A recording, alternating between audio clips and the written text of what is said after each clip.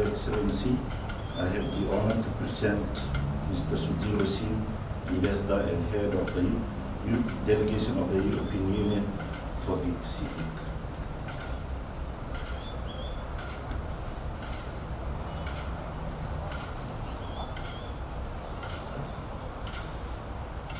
Your Excellency, I have the honor to present the letter of credence which His Excellency the President of the European Council and His Excellency the President of the European Commission have addressed to Your Excellency, accrediting me as the Ambassador of the European Union to the Republic of Fiji.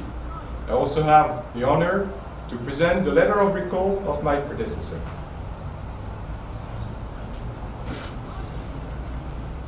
Your Excellency, I'm so very pleased to receive your credentials.